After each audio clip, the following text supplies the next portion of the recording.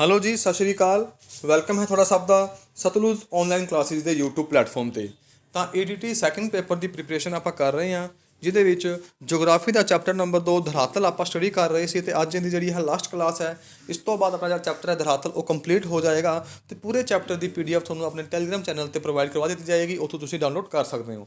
ਤਾਂ ਇਸੇ ਦੇ ਨਾਲ ਤੁਹਾਨੂੰ ਦੱਸਣਾ ਚਾਹੁੰਦਾ ਕਿ ਜਿਹੜੇ ਵੀ ਕੈਂਡੀਡੇਟ ETT ਸੈਕੰਡ ਪੇਪਰ ਦੀ ਪ੍ਰੀਪਰੇਸ਼ਨ ਕਰ ਰਹੇ ਨੇ ਜਾਂ ਫਿਰ PS ਟੈਟ 1 ਕਲੀਅਰ ਨੇ ਤੇ ਪੇਪਰ ਦੀ ਜਿਹੜੀ ਹੈ ਤਿਆਰੀ ਕਰ ਰਹੇ ਨੇ, ਤਾਂ ਆਪਣੇ ਚੈਨਲ ਨੂੰ ਤੁਸੀਂ ਸਬਸਕ੍ਰਾਈਬ ਕਰ ਲਓ ਤੇ ਬੈਲ ਆਈਕਨ ਦਬਾ ਲਓ, ਕਿਉਂਕਿ ਆਪਣੇ ਚੈਨਲ ਤੇ ਹਰ ਇੱਕ ਸਬਜੈਕਟ ਦੀ ਟੌਪਿਕ ਵਾਈਜ਼ ਪਹਿਲਾਂ ਥਿਓਰੀ ਕਲਾਸ ਤੇ ਉਸ ਤੋਂ ਬਾਅਦ MCQ ਕੁਐਸਚਨ ਕਰਵਾਏ ਜਾ ਰਹੇ ਨੇ। ਠੀਕ ਹੈ ਜੀ, ਤਾਂ ਚਲੋ ਸਟਾਰਟ ਕਰਦੇ ਹਾਂ ਕਲਾਸ ਨੂੰ। ਆਪਾਂ ਅੱਜ ਸਟੱਡੀ ਕਰਨਾ ਹੈ ਤੱਟ ਦੇ ਮੈਦਾਨ, ਯਾਨੀ ਕਿ ਕੋਸਟਲ ਪਲੇਨਸ, ਯਾਨੀ ਕਿ ਉਹ ਏਰੀਆ ਆਪਣੇ ਇੰਡੀਆ ਦਾ, ਭਾਰਤ ਦਾ, ਜੋ ਕਿ ਆਪਣੇ ਸਮੁੰਦਰ ਦੇ ਨਾਲ ਟੱਚ ਕਰਦਾ ਹੈ, ਉਹਦੇ ਬਾਰੇ ਆਪਾਂ ਸਟੱਡੀ ਕਰਨਾ ਹੈ। ਤਾਂ ਦੇਖੋ ਜੀ, ਤਟਵਰਤੀ ਮੈਦਾਨਾਂ ਨੂੰ ਦੋ ਹਿੱਸਿਆਂ ਵਿੱਚ ਵੰਡਿਆ ਜਾ ਸਕਦਾ ਹੈ। ਪਹਿਲਾ ਹੈ ਪੱਛਮੀ ਤੱਟ ਦੇ ਮੈਦਾਨ ਤੇ ਦੂਸਰਾ ਪੂਰਬੀ ਤੱਟ ਦੇ ਮੈਦਾਨ। ਹੁਣ ਆਪਾਂ ਪੜਾਂਗੇ ਪੱਛਮੀ ਤੱਟ ਦੇ ਮੈਦਾਨ। ਇਹਨਾਂ ਵਿੱਚ ਦੇਖੋ ਕਿ ਜਿਸ ਤਰ੍ਹਾਂ ਇਹ ਆਪਣਾ ਇੰਡੀਆ ਦਾ ਮੈਪ ਤੁਸੀਂ ਦੇਖਿਆ ਹੋਵੇਗਾ, ਤੇ ਇਹ ਜੋ ਇਲਾਕਾ ਹੈ ਇਹ ਹੈ ਜੀ ਅਰਬ ਸਾਗਰ ਦਾ, ਤੇ ਇੱਥੇ ਜੋ ਹੈ ਆਪਣਾ ਬੰਗਾਲ ਦੀ ਖਾੜੀ।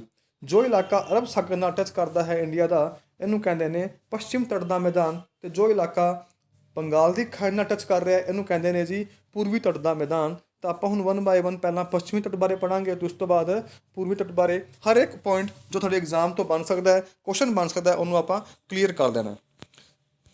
ਪਹਿਲਾਂ ਪੜਾਂਗੇ ਪੱਛਮੀ ਤੱਟ ਦੇ ਮੈਦਾਨ।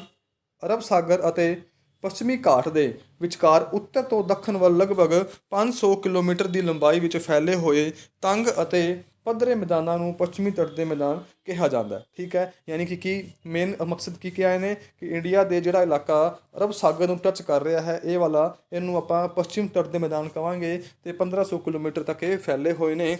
ਨੈਕਸਟ ਹੈ ਜੀ, ਇਹਨਾਂ ਮੈਦਾਨਾਂ ਨੂੰ ਧਰਾਤਲੀ ਵਿਸ਼ੇਸ਼ਤਾਵਾਂ ਦੇ ਆਧਾਰ ਤੇ 4 ਮੁੱਖ ਹਿੱਸੇ ਬਣਦੇ ਨੇ। ਹੁਣ ਦੇਖੋ, ਧਰਾਤਲੀ ਵਿਸ਼ੇਸ਼ਤਾ ਮਤਲਬ ਕਿ ਇੱਥੇ ਹੁਣ ਕਿਹੜੀ ਕਿਹੜੀ ਸਟੇਟਸ ਪੈਂਦੀਆਂ ਨੇ। ਇੱਥੇ ਪੈਂਦੀਆਂ ਗੁਜਰਾਤ, ਮਹਾਰਾਸ਼ਟਰ, ਗੋਆ, ਕਰਨਾਟਕਾ ਤੇ ਕੇਰਲ। ਤੇ ਹਰ ਇੱਕ ਸਟੇਟ ਦੀ ਜਿਹੜਾ ਮੈਦਾਨ ਹੈ ਉਹ ਆਪਣੇ ਅਰਬ ਸਾਗਰ ਨੂੰ ਟੱਚ ਕਰ ਰਿਹਾ ਹੈ, ਤਾਂ ਉਹਨੂੰ ਜਿਹੜਾ ਹੈ ਇੱਕ ਵਿਸ਼ੇਸ਼, ਇੱਕ ਜੋ ਹੈ ਪਰਟੀਕੂਲਰ ਨੇਮ ਦਿੱਤਾ ਗਿਆ ਹੈ।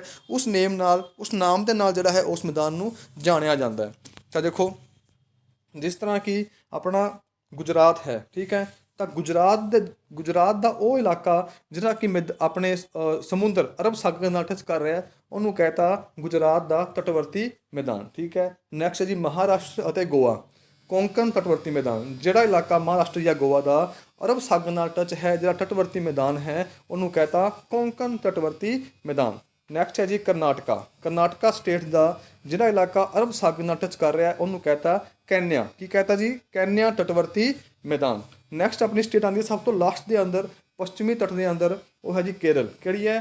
ਕੇਰਲ ਨੂੰ ਕਹਿ ਦਿੰਦੇ ਨੇ ਮਾਲਾਬਾਰ ਤਟਵਰਤੀ ਮੈਦਾਨ। ਕੇਰਲ ਸਟੇਟ ਦਾ ਉਹ ਵਾਲਾ ਹਿੱਸਾ ਜਾਂ ਉਹ ਵਾਲੇ ਮੈਦਾਨ ਜੋ ਕਿ ਅਰਬ ਸਾਗਰ ਨੂੰ ਟੱਚ ਕਰ ਰਹੇ ਨੇ, ਉਹਨੂੰ ਕਹਿੰਦੇ ਨੇ ਮਾਲਾਬਾਰ ਤਟਵਰਤੀ ਮੈਦਾਨ। ਜੋ ਇਹ ਪਰਟੀਕੂਲਰ ਨਾਮ ਨੇ ਨਾ, ਗੁਜਰਾਤ ਦਾ ਤਟਵਰਤੀ ਮੈਦਾਨ ਜਾਂ ਫਿਰ ਕੋਂਕਣ, ਕੈਨਿਆ, ਮਾਲਾਬਾਰ, ਇਹ ਇੰਪੋਰਟੈਂਟ ਹੈ। ਐਗਜ਼ਾਮ 'ਚ ਕੁਐਸਚਨ ਕਿਵੇਂ ਬਣ ਸਕਦਾ ਹੈ ਕਿ ਕਰਨਾਟਕਾ ਸਟੇਟ ਦਾ ਜੋ ਇਲਾਕਾ ਅਰਬ ਸਾਗਰ ਨਾਲ ਟੱਚ ਕਰ ਰਿਹਾ ਹੈ, ਉਹਨੂੰ ਕਿਸ ਨਾਮ ਨਾਲ ਜਾਣਿਆ ਜਾਂਦਾ ਹੈ? ਆਪਸ਼ਨ ਵਿੱਚ ਤੁਹਾਨੂੰ ਦੇਣਗੇ ਕੋਂਕਣ, ਕੈਨਿਆ, ਮਾਲਾਬਾਰ ਜਾਂ ਗੁਜਰਾਤ ਦਾ ਤਟਵਰਤੀ ਮੈਦਾਨ। ਤਾਂ ਤੁਸੀਂ ਕੀ ਟਿਕ ਕਰਨਾ ਹੈ? ਕੈਨਿਆ ਦਾ ਤਟਵਰਤੀ ਮੈਦਾਨ। ਠੀਕ ਹੈ ਜੀ। ਤਾਂ ਆਪਣੇ ਜਿਹੜਾ ਹੈ ਜਿਓਗ੍ਰਾਫੀ ਅੰਦਰ ਇਹ ਇੰਪੋਰਟੈਂਟ ਟੌਪਿਕ ਬਣਦਾ ਹੈ, ਪੱਛਮੀ ਤੇ ਪੂਰਬੀ ਘਾਟ। ਨੈਕਸਟ ਆਪਾਂ ਪੜ੍ਹ ਰਹੇ ਹਾਂ ਪੂਰਬੀ ਤੱਟ ਦੇ ਮੈਦਾਨ। ਹੁਣ ਜਿਹੜਾ ਹੈ ਆਪਾਂ ਪੱਛਮੀ ਬਾਰੇ ਸਟੱਡੀ ਕਰ ਲਿਆ ਕਿ ਪੱਛਮੀ ਅੰਦਰ ਜਿਹੜੇ ਸਟੇਟ ਨੇ ਉਹਨਾਂ ਦੇ ਮੈਦਾਨਾਂ ਨੂੰ ਜੋ ਕਿ ਅਰਬ ਸਾਗਰ ਨਾਲ ਟੱਚ ਕਰ ਰਹੇ ਨੇ ਕੀ ਨਾਮ ਦਿੱਤੇ ਗਏ। ਹੁਣ ਆਪਾਂ ਪੜ੍ਹਾਂਗੇ ਪੂਰਬੀ ਤੱਟ ਦੇ ਮੈਦਾਨਾਂ ਦੇ ਬਾਰੇ। ਤਾਂ ਉੱਤਰ ਤੋਂ ਦੱਖਣ ਤੱਕ ਇਹ ਮੈਦਾਨ ਲਗਭਗ 2000 ਕਿਲੋਮੀਟਰ ਦੀ ਲੰਬਾਈ ਵਿੱਚ ਫੈਲੇ ਹੋਏ ਹਨ। ਸਥਿਤੀ ਦੇ ਅਨੁਸਾਰ ਇਹਨਾਂ ਪੂਰਬੀ ਤਟਵਰਤੀ ਮੈਦਾਨਾਂ ਨੂੰ ਹੀ 2 ਉਪ ਭਾਗਾਂ ਵਿੱਚ ਵੰਡਿਆ ਜਾਂਦਾ ਹੈ। ਕਿੰਨੇ ਭਾਗਾਂ 'ਚ? 2। ਜਿਹੜਾ ਉੱਪਰ ਸੀ ਉਹ ਕਿੰਨੇ ਸੀ ਜੀ? ਉਹ ਅਲੱਗ-ਅਲੱਗ ਆਪਣੇ ਕਿਹੜਾ ਸੀਗਾ? ਮਹਾਰਾਸ਼ਟਰ, ਗੋਆ, ਗੁਜਰਾਤ, ਕੇਰਲ, ਕਰਨਾਟਕਾ। ਇਹ ਕਿੰਨਾ ਜਿਹੜਾ ਪੂਰਬੀ ਤਟਵਰਤੀ ਮੈਦਾਨ ਹੈ ਇਹ 2 ਉਪ ਭਾਗਾਂ 'ਚ ਵੰਡਿਆ ਗਿਆ ਹੈ। ਕਿਹੜੇ ਕਿਹੜੇ ਨੇ? ਤਾਂ ਪਹਿਲਾ ਹੈ ਉੜੀਸਾ ਤੇ ਦੂਸਰਾ ਤਾਮਿਲਨਾਡੂ। ਜਿਹੜਾ ਉੜੀਸਾ ਸਟੇਟ ਦਾ ਜਿੰਨਾ ਇਲਾਕਾ ਬੰਗਾਲ ਦੀ ਖਾੜੀ ਨਾਲ ਟੱਚ ਕਰ ਰਿਹਾ ਹੈ, ਉਹਨੂੰ ਕਹਿ ਦਿੱਤਾ ਉੱਤਰੀ ਸਰਕਾਰ। ਕੀ ਜੀ? ਉੱਤਰੀ ਸਰਕਾਰ ਜਾਂ ਫਿਰ ਉਤਕਲ ਤਟੀ ਮੈਦਾਨ। ਕੀ? ਉਤਕਲ ਤਟੀ ਮੈਦਾਨ। ਤੇ ਜਿਹੜਾ ਤਮਿਲਨਾਡੂ ਸਟੇਟ ਹੈ, ਕਿਹੜੀ? ਤਮਿਲਨਾਡੂ ਸਟੇਟ। ਤਾਂ ਤਮਿਲਨਾਡੂ ਸਟੇਟ ਦੇ ਆਸ-ਪਾਸ ਜਿੰਨਾ ਵੀ ਹੋਰ ਏਰੀਆ ਹੈ ਜੋ ਕਿ ਆਪਣੇ ਬੰਗਾਲ ਦੀ ਖਾੜੀ ਨੂੰ ਟੱਚ ਕਰ ਰਿਹਾ ਹੈ, ਤਾਂ ਉਹਨੂੰ ਕਹਿਤਾ ਕੋਰੋਮੰਡਲ ਤੱਟ। ਕੀ ਜੀ? ਕੋਰੋਮੰਡਲ ਤੱਟ। ਤਾਂ ਤੁਹਾਨੂੰ ਜਿਹੜੇ ਹੈ ਇਹ ਨਾਮ ਯਾਦ ਰੱਖਣੇ ਨੇ, ਕੋਰੋਮੰਡਲ ਤੱਟ, ਉੱਤਰੀ ਸਰਕਾਰ ਜਾਂ ਫਿਰ ਉਤਕਲ। ਇਸ ਤੋਂ ਪਹਿਲਾਂ ਆਪਾਂ ਪੜ੍ਹਿਆ ਕਰਨਾਟਕਾ ਦਾ ਕਿਹੜਾ ਸੀਗਾ, ਕੈਨਿਆ, ਜਾਂ ਫਿਰ ਕੇਰਲ ਦਾ ਸੀ ਮਾਲਾਬਾਰ। ਠੀਕ ਹੈ, ਇਹ ਨਾਮ ਤੁਸੀਂ ਇੰਪੋਰਟੈਂਟ ਨੇ। ਇਹਨਾਂ ਟੌਪਿਕ ਵਿੱਚੋਂ ਇੱਥੋਂ ਹੀ ਕੁਐਸਚਨ ਬਣਨਾ ਹੈ। ਜੇ ਇਸ ਚੈਪਟਰ ਤੋਂ ਕੁਐਸਚਨ ਬਣੇਗਾ ਤਾਂ ਇੱਧਰੋਂ ਹੀ ਬਣ ਸਕਦਾ ਹੈ। ਠੀਕ ਹੈ, ਨੈਕਸਟ ਆਪਾਂ ਅੱਗੇ ਵਧਦੇ ਹਾਂ। ਭਾਰਤੀ ਦੀਪ ਯਾਨੀ ਕਿ ਇੰਡੀਆ ਦੇ ਸਮੁੰਦਰ ਦੇ ਵਿੱਚ ਪਾਏ ਜਾਣ ਵਾਲੇ ਜੋ ਆਪਣੇ ਦੀਪ ਨੇ। ਠੀਕ ਹੈ, ਯਾਨੀ ਕਿ ਸਮੁੰਦਰ ਦੇ ਵਿਚਕਾਰ ਜੋ ਧਰਤੀ ਦਾ ਹਿੱਸਾ ਹੈ ਉਹਨੂੰ ਕੀ ਕਹਿੰਦੇ ਨੇ, ਦੀਪ ਕਹਿ ਦਿੰਦੇ ਨੇ। ਅਤੇ ਉਹਨਾਂ ਬਾਰੇ ਆਪਾਂ ਹੁਣ ਸਟੱਡੀ ਕਰਾਂਗੇ ਕਿ ਮੁੱਖ ਧਰਾਤਲ ਤੋਂ ਇਲਾਵਾ ਭਾਰਤੀ ਗਣਰਾਜ ਦਾ ਕੰਟਰੋਲ ਸਮੁੰਦਰ ਵਿਚਲੇ ਟਾਪੂਆਂ ਤੱਕ ਹੈ। ਠੀਕ ਹੈ, ਜਿਹੜੇ ਟਾਪੂ ਜਾਂ ਜਿਹੜੇ ਸਥਲ ਆਪਣੇ ਸਮੁੰਦਰ ਦੇ ਵਿਚਕਾਰ ਪੈਂਦੇ ਨੇ ਉਹਨਾਂ ਨੂੰ ਕਹਿੰਦੇ ਨੇ ਭਾਰਤੀ ਦਵੀਪ। ਅਤੇ ਉਹਨਾਂ ਉੱਤੇ ਵੀ ਜਿਹੜਾ ਹੈ ਆਪਣਾ ਇੰਡੀਆ ਦਾ ਜਿਹੜਾ ਹੈ ਕੰਟਰੋਲ ਹੈ, ਇੰਡੀਆ ਦਾ ਹੀ ਰਾਜ ਹੈ। ਭਾਰਤ ਦੇ ਟਾਪੂਆਂ ਦੀ ਕੁੱਲ ਸੰਖਿਆ 250 ਦੇ ਕਰੀਬ ਹੈ। ਕਿੰਨੇ ਟਾਪੂ ਨੇ ਟੋਟਲ? 250 ਦੇ ਆਸ-ਪਾਸ ਟਾਪੂ ਜਿਹੜੇ ਨੇ ਆਪਣੇ ਸਮੁੰਦਰ ਦੇ ਵਿੱਚ ਨੇ, ਅਤੇ ਉਹਨਾਂ ਉੱਤੇ ਆਪਣੇ ਇੰਡੀਆ ਸਟੇਟ ਦਾ ਕੰਟਰੋਲ ਹੈ, ਯਾਨੀ ਕਿ ਰਾਜ ਹੈ। ਤੇ ਪਹਿਲਾਂ ਆਪਾਂ ਪੜ੍ਹਾਂਗੇ ਹੁਣ ਬੰਗਾਲ ਦੇ ਟਾਪੂ। ਕਿਹੜੇ? ਬੰਗਾਲ ਦੇ ਖਾੜੀ ਦੇ ਦਵੀਪ। ਤਾਂ ਇਹਨਾਂ ਦੀਪਾਂ ਦੀ 350 ਕਿਲੋਮੀਟਰ ਲੰਬੀ ਲੜੀ ਬੰਗਾਲ ਦੀ ਖਾੜੀ ਦੇ ਪੂਰਬ ਵੱਲ ਉੱਤਰ ਦੱਖਣ ਦਿਸ਼ਾ ਵਿੱਚ ਫੈਲੀ ਹੋਈ ਹੈ।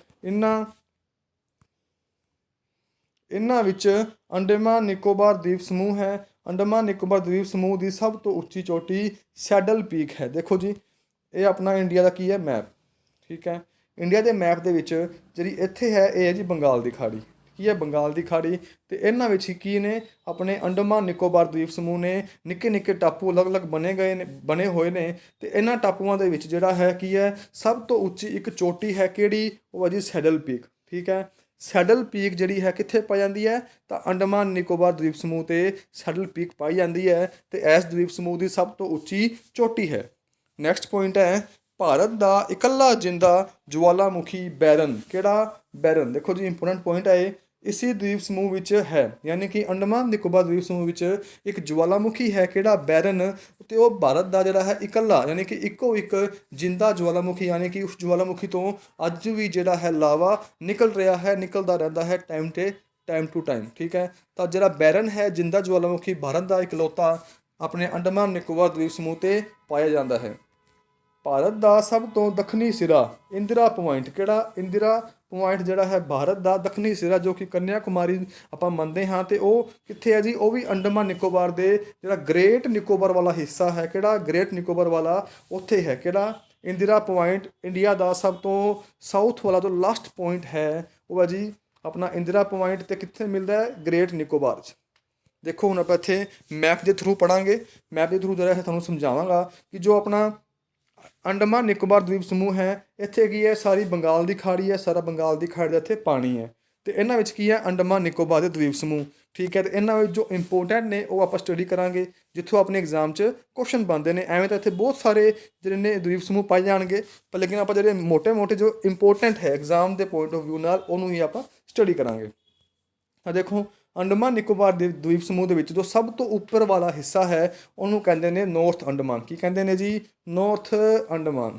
ਉਸ ਤੋਂ ਬਾਅਦ ਨੌਰਥ ਅੰਡੇਮਾਨ ਤੋਂ ਨੀਚੇ ਆਉਂਦੇ ਆ ਤਾਂ ਆਉਂਦਾ ਮਿਡਲ ਅੰਡੇਮਾਨ, MA। ਕਿਹੜਾ? ਮਿਡਲ ਅੰਡੇਮਾਨ। ਅਤੇ ਮਿਡਲ ਅੰਡੇਮਾਨ ਤੋਂ ਸਾਊਥ ਵੱਲ ਆਉਂਦੇ ਆ ਨੀਚੇ ਤਰਫ ਤਾਂ ਆਉਂਦਾ ਹੈ ਜੀ ਸਾਊਥ ਅੰਡੇਮਾਨ। ਠੀਕ ਹੈ, ਸਾਊਥ ਅੰਡੇਮਾਨ। ਅਤੇ ਸਾਊਥ ਅੰਡੇਮਾਨ ਤੋਂ ਵੀ ਨੀਚੇ ਹੈ ਆਪਣਾ ਲਿਟਲ ਅੰਡੇਮਾਨ। ਠੀਕ ਹੈ, ਤਾਂ ਅੰਡੇਮਾਨ ਕਿੰਨੇ ਆ ਗਏ? 4। ਇਸ ਤੋਂ ਬਾਅਦ ਆਪਾਂ ਜਾਂਦੇ ਹਾਂ, ਇਸ ਤੋਂ ਵੀ ਨੀਚੇ ਜਾਵਾਂਗੇ ਤਾਂ ਆਏਗਾ ਕਾਰ ਨਿਕੋਬਾਰ। ਕੀ ਆਏਗਾ? ਕਾਰ ਨਿਕੋਬਾਰ। ਉੱਪਰ ਆਪਣਾ ਚੱਲਿਆ ਸੀ ਅੰਡੇਮਾਨ ਅਤੇ ਹੁਣ ਆ ਗਿਆ ਨਿਕੋਬਾਰ। ਅਤੇ ਕਾਰ ਨਿਕੋਬਾਰ ਤੋਂ ਸਾਊਥ ਦੇ ਅੰਦਰ ਨੀਚੇ ਵਾਲੇ ਹਿੱਸੇ 'ਚ ਹੈ ਗ੍ਰੇਟ ਨਿਕੋਬਾਰ। ਕਿੱਥੇ? ਗ੍ਰੇਟ ਨਿਕੋਬਾਰ। ਅਤੇ ਗ੍ਰੇਟ ਨਿਕੋਬਾਰ ਦੇ ਅੰਦਰ ਹੀ ਆਪਣਾ ਇੰਡੀਆ ਦਾ ਲਾਸਟ ਪੁਆਇੰਟ ਜਿਹੜਾ ਹੈ ਇੰਦਰਾ ਪੁਆਇੰਟ ਉਹ ਪਾਇਆ ਜਾਂਦਾ ਹੈ। ਠੀਕ ਹੈ, ਅਤੇ ਹੁਣ ਗੱਲ ਕਰਦੇ ਹਾਂ ਕਿ ਅੰਡੇਮਾਨ ਅਤੇ ਨਿਕੋਬਾਰ ਨੂੰ ਜੋ ਲਾਈਨ ਜਾਂ ਜੋ ਰਸਤਾ ਡਿਵਾਈਡ ਕਰ ਰਿਹਾ ਹੈ ਉਹਨੂੰ ਕੀ ਕਹਿੰਦੇ ਆ?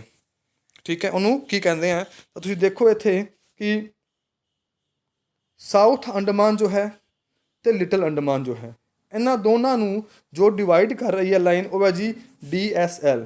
ਕੀ ਹੈ? DSL। ਡੀ ਤੋਂ ਆਪਾਂ ਕੀ ਕਹਾਂਗੇ ਇਹਨੂੰ? ਡੈਕਨ। ਕੀ ਹੈ ਜੀ? ਡੈਕਨ। ਡੀ ਤੋਂ ਡੈਕਨ, ਐਸ ਤੋਂ ਮਤਲਬ ਹੋਇਆ ਸਾਊਥ ਅੰਡੇਮਾਨ, ਅਤੇ L ਤੋਂ ਮਤਲਬ ਹੋਇਆ ਲਿਟਲ ਅੰਡੇਮਾਨ। ਯਾਨੀ ਕਿ ਸਾਊਥ ਅੰਡੇਮਾਨ ਅਤੇ ਲਿਟਲ ਅੰਡੇਮਾਨ ਨੂੰ ਜੋ ਲਾਈਨ ਡਿਵਾਈਡ ਕਰ ਰਹੀ ਹੈ ਇੱਕ ਦੂਸਰੇ ਨੂੰ ਅਲੱਗ ਕਰ ਰਹੀ ਹੈ, ਉਹਨੂੰ ਕਹਿੰਦੇ ਨੇ DSL। ਐਗਜ਼ਾਮਸ ਕੁਐਸਚਨ ਕਿਸ ਤਰ੍ਹਾਂ ਬਣ ਸਕਦਾ ਹੈ ਕਿ ਸਾਊਥ ਅੰਡਮਾਨ ਔਰ ਲਿਟਲ ਅੰਡਮਾਨ ਨੂੰ ਅਲੱਗ-ਅਲੱਗ ਕਰਨ ਵਾਲੀ ਲਾਈਨ ਦਾ ਨਾਮ ਦੱਸੋ, ਤਾਂ ਆਪਸ਼ਨ ਹੋਏਗਾ DSL ਜਾਂ ਫਿਰ ਡੈਕਨ ਸਾਊਥ ਲਿਟਲ ਅੰਡਮਾਨ। ਠੀਕ ਹੈ, ਇਹ ਤੁਸੀਂ ਟਿਕ ਕਰਨਾ ਹੈ। ਇਸ ਤੋਂ ਬਾਅਦ ਅੱਗੇ ਵਧਦੇ ਹਾਂ ਤਾਂ ਆਉਂਦਾ ਹੈ ਜੀ ਲਿਟਲ ਅੰਡਮਾਨ ਤੇ ਕਾਰ ਨਿਕੋਬਾਰ। ਕਿਹੜਾ? ਲਿਟਲ ਅੰਡਮਾਨ ਤੇ ਕਾਰ ਨਿਕੋਬਾਰ ਨੂੰ ਅਲੱਗ-ਅਲੱਗ ਕਰਨ ਵਾਲੀ ਕਿਹੜੀ ਰੇਖਾ ਹੈ ਜਾਂ ਫਿਰ ਕਿਹੜੀ ਲਾਈਨ ਹੈ, ਤਾਂ ਉਹ ਹੈ ਜੀ TLC। ਕਿਹੜੀ? TLC ਯਾਨੀ ਕਿ 10 ਡਿਗਰੀ ਲਿਟਲ ਅੰਡਮਾਨ ਕਾਰ ਨਿਕੋਬਾਰ। ਠੀਕ ਹੈ, 10 ਡਿਗਰੀ ਲਿਟਲ ਅੰਡਮਾਨ ਕਾਰ ਨਿਕੋਬਾਰ। ਦੇਖੋ ਜੀ, ਆ ਲਿਖਿਆ ਹੋਇਆ ਇੱਥੇ 10 ਡਿਗਰੀ ਨੌਰਥ। ਤਾਂ ਜਿਹੜੀ 10 ਡਿਗਰੀ ਨੌਰਥ ਲਾਈਨ ਹੈ ਇਹ ਆਪਣੇ ਲਿਟਲ ਅੰਡਮਾਨ ਤੇ ਕਾਰ ਨਿਕੋਬਾਰ ਨੂੰ ਅਲੱਗ-ਅਲੱਗ ਕਰ ਰਹੀ ਹੈ। ਠੀਕ ਹੈ, ਇਹੀ ਇੱਥੋਂ ਜਿਹੜੇ ਨੇ ਇੰਪੋਰਟੈਂਟ ਪੁਆਇੰਟ ਬਣਦੇ ਨੇ ਕਿਹੜੇ ਕਿ ਅੰਡਮਾਨ ਨਿਕੋਬਾਰ 'ਚ ਕਿਹੜਾ ਜਿਹੜਾ ਹੈ ਜਵਾਲਾਮੁਖੀ ਸਕਰੀਆ ਹੈ ਯਾਨੀ ਕਿ ਜਿੰਦਾ ਹੈ, ਤਾਂ ਕਿਹੜਾ ਬੈਰਨ। ਕਿਹੜੀ ਸਭ ਤੋਂ ਉੱਚੀ ਚੋਟੀ ਅੰਡਮਾਨ ਨਿਕੋਬਾਰ ਦਵੀਪ ਸਮੂਹ 'ਚ ਪਾਈ ਜਾਂਦੀ ਹੈ, ਤਾਂ ਉਹ ਹੈ ਜੀ ਆਪਣੀ ਸੈਡਲ ਪੀਕ। ਠੀਕ ਹੈ, ਜਾਂ ਫਿਰ ਸਾਊਥ ਅੰਡਮਾਨ ਨੂੰ ਲਿਟਲ ਅੰਡਮਾਨ ਤੋਂ ਅਲੱਗ ਕਰਨ ਵਾਲੀ ਲਾਈਨ ਕਿਹੜੀ ਹੈ? DSL। ਜਾਂ ਫਿਰ ਲਿਟਲ ਅੰਡਮਾਨ ਨੂੰ ਕਾਰ ਨਿਕੋਬਾਰ ਤੋਂ ਅਲੱਗ ਕਰਨ ਵਾਲੀ ਲਾਈਨ ਕਿਹੜੀ ਹੈ? TLC ਯਾਨੀ ਕਿ 10 degree little Andaman car Nicobar. I hope ਤੁਹਾਨੂੰ ਇਹ ਸਮਝ ਆ ਗਿਆ ਹੋਵੇਗਾ। ਅਤੇ ਨੀਚੇ ਵੀ ਇਹੀ ਜੋ ਹੈ ਦੱਸਿਆ ਗਿਆ ਕਿ DSL ਸਾਊਥ ਅੰਡਮਾਨ ਅਤੇ ਲਿਟਲ ਅੰਡਮਾਨ ਨੂੰ ਅਲੱਗ ਕਰਦਾ ਹੈ, 10 ਡਿਗਰੀ ਜਾਂ ਫਿਰ TLC ਲਿਟਲ ਅੰਡਮਾਨ ਅਤੇ ਕਾਰ ਨਿਕੋਬਾਰ ਨੂੰ ਅਲੱਗ ਕਰਦਾ ਹੈ। ਇਸ ਤੋਂ ਬਾਅਦ ਆਪਾਂ ਸਟੱਡੀ ਕਰਾਂਗੇ ਅੱਗੇ ਅਰਬ ਸਾਗਰ ਦੇ ਦਵੀਪ, ਯਾਨੀ ਕਿ ਆਪਾਂ ਹੁਣੇ ਸਟੱਡੀ ਕਰੀਏ ਬੰਗਾਲ ਦੀ ਖਾੜੀ ਅੰਦਰ ਜੋ ਅੰਡਮਾਨ ਨਿਕੋਬਾਰ ਦਵੀਪ ਸੀ, ਤਾਂ ਇਸ ਤੋਂ ਇਲਾਵਾ ਹੁਣ ਪੜਾਂਗੇ ਅਰਬ ਸਾਗਰ ਦੇ ਅੰਦਰ ਕਿਹੜੇ ਇੰਪੋਰਟੈਂਟ ਦਵੀਪ ਪਾਏ ਜਾਂਦੇ ਨੇ। ਅਰਬ ਸਾਗਰ ਦੇ ਦਵੀਪ, ਅਰਬ ਸਾਗਰ ਦੇ 3 ਪ੍ਰਮੁੱਖ ਦੀਪ ਹਨ। ਕਿੰਨੇ ਪ੍ਰਮੁੱਖ? 3 ਤੋਂ ਇਲਾਵਾ ਹੋਰ ਵੀ ਬਹੁਤ ਸਾਰੇ ਦਵੀਪ ਨੇ, ਲੇਕਿਨ ਐਗਜ਼ਾਮ ਪੁਆਇੰਟ ਆਫ ਵਿਊ ਨਾਲ ਆਪਾਂ ਨੇ 3 ਹੀ ਪੜ੍ਹਨੇ ਹੈ। ਆਪਣੇ SCRT NCRT ਦੇ ਜਿਹੜੇ ਨੇ ਇਹੀ ਦਿੱਤੇ ਗਏ ਨੇ। ਪਹਿਲਾ ਹੈ ਜੀ ਉੱਤਰੀ ਹਿੱਸੇ ਵਾਲੇ ਟਾਪੂ ਯਾਨੀ ਕਿ ਅਮੀਨ ਦੀਵੀ। ਕਿਹੜਾ? ਅਮੀਨ ਦੀਵੀ। ਦੂਸਰਾ ਹੈ ਮੱਧਵਰਤੀ ਦੀਪਾਂ ਜਾਂ ਫਿਰ ਲੱਕਾਦਵੀਪ। ਤੀਸਰਾ ਹੈ ਦੱਖਣੀ ਦੀਪਾਂ ਨੂੰ ਮਿਨੀਕੋਏ। ਕੀ ਕਿਹਾ ਜਾਂਦਾ? ਮਿਨੀਕੋਏ। ਤਾਂ ਠੀਕ ਹੈ, ਆਪਣੇ ਜਿਹੜਾ ਹੈ ਇੰਡੀਆ ਦਾ ਮੈਪ ਹੈ ਇਹ ਵਾਲਾ। ਇੰਡੀਆ ਦੇ ਮੈਪ ਦੇ ਜਿਹੜਾ ਇਹ ਵਾਲਾ ਇਲਾਕਾ ਹੈ ਇੱਥੇ ਹੈ ਆਪਣਾ ਅਰਬ ਸਾਗਰ। ਅਤੇ ਅਰਬ ਸਾਗਰ ਦੇ ਅੰਦਰ ਜੋ ਉੱਤਰੀ ਪਾਸੇ ਜੋ ਸਭ ਤੋਂ ਉੱਪਰ ਵਾਲਾ ਦਵੀਪ ਹੈ ਉਹਨੂੰ ਕਹਿੰਦੇ ਨੇ ਅਮੀਨ ਦੀਵੀ। ਜੋ ਵਿਚਾਲੇ ਹੈ ਯਾਨੀ ਕਿ ਮੱਧਵਰਤੀ ਹੈ ਉਹਨੂੰ ਕਹਿੰਦੇ ਨੇ ਲੱਕਾਦਵੀਪ। ਕੀ ਕਹਿੰਦੇ ਨੇ? ਲੱਕਾਦਵੀਪ। ਅਤੇ ਜੋ ਸਾਊਥ ਅੰਦਰ ਹੈ ਸਭ ਤੋਂ ਨੀਚੇ ਉਹਨੂੰ ਕਹਿੰਦੇ ਨੇ ਮਿਨੀਕਾਏ। ਕੀ ਕਹਿੰਦੇ ਨੇ? ਮਿਨੀਕੋਏ। ਇਹ ਤੁਸੀਂ ਯਾਦ ਰੱਖਣਾ ਹੈ। ਠੀਕ ਹੈ ਜੀ, ਤਾਂ ਦੇਖੋ ਇਹ ਆਪਣਾ ਜਿਹੜਾ ਚੈਪਟਰ ਹੈ ਧਰਾਤਲ ਇੱਥੇ ਕੰਪਲੀਟ ਹੁੰਦਾ ਹੈ। ਤੁਹਾਨੂੰ ਕਲਾਸ ਕਿਸ ਤਰ੍ਹਾਂ ਲੱਗੀ ਤੁਸੀਂ ਲਾਈਕ ਕਰ ਦੇਣਾ, ਸ਼ੇਅਰ ਕਰ ਦੇਣਾ ਹੈ। ਕੋਈ ਵੀ ਕਨਫਿਊਜ਼ਨ ਹੋਏ ਤੁਸੀਂ ਕਮੈਂਟ ਕਰ ਸਕਦੇ ਹੋ। ਅਤੇ ਜ਼ਿਆਦਾ ਤੋਂ ਜ਼ਿਆਦਾ ਚੈਨਲ ਨੂੰ ਤੁਸੀਂ ਸਬਸਕ੍ਰਾਈਬ ਕਰ ਲਵੋ ਅਤੇ ਬੈਲ ਆਈਕਨ ਦਬਾ ਲਵੋ ਤਾਂ ਕਿ ਆਉਣ ਵਾਲੀ ਹਰ ਇੱਕ ਕਲਾਸ ਦਾ ਨੋਟੀਫਿਕੇਸ਼ਨ ਤੁਹਾਨੂੰ ਮਿਲ ਸਕੇ। ਅਤੇ ਇਸੇ ਦੇ ਨਾਲ ਇਹ ਜੋ PDF ਹੈ ਕੰਪਲੀਟ ਚੈਪਟਰ ਦੀ ਤੁਹਾਨੂੰ ਆਪਣੇ ਟੈਲੀਗ੍ਰਾਮ ਗਰੁੱਪ 'ਤੇ ਮਿਲ ਜਾਏਗੀ, ਉੱਥੋਂ ਤੁਸੀਂ ਡਾਊਨਲੋਡ ਕਰ ਸਕਦੇ ਹੋ। ਅਤੇ ਕੱਲ੍ਹ ਦੀ ਕਲਾਸ ਦੇ ਅੰਦਰ ਆਪਾਂ ਧਰਾਤਲ ਦੇ ਜਿੰਨੇ ਵੀ MCQ ਕੁਐਸਚਨ ਬਣ ਸਕਦੇ ਨੇ ਐਗਜ਼ਾਮ ਦੇ ਅੰਦਰ ਉਹਨੂੰ ਆਪਾਂ ਡੀਲ ਕਰ ਲਵਾਂਗੇ, ਪੜ੍ਹ ਲਵਾਂਗੇ। ਅਤੇ ਕੱਲ੍ਹ ਦੀ ਕਲਾਸ ਦੇ ਅੰਦਰ ਆਪਾਂ MCQ ਕੁਐਸਚਨ ਹੀ ਜਿਹੜੇ ਨੇ ਉਹ ਸਟੱਡੀ ਕਰਨੇ ਨੇ। ਠੀਕ ਹੈ ਜੀ, ਤਾਂ ਮਿਲਦੇ ਹਾਂ ਨੈਕਸਟ ਕਲਾਸ ਦੇ ਅੰਦਰ, ਨੈਕਸਟ ਚੈਪਟਰ ਨੂੰ ਲੈ ਕੇ ਆਵਾਂਗੇ। ਧੰਨਵਾਦ।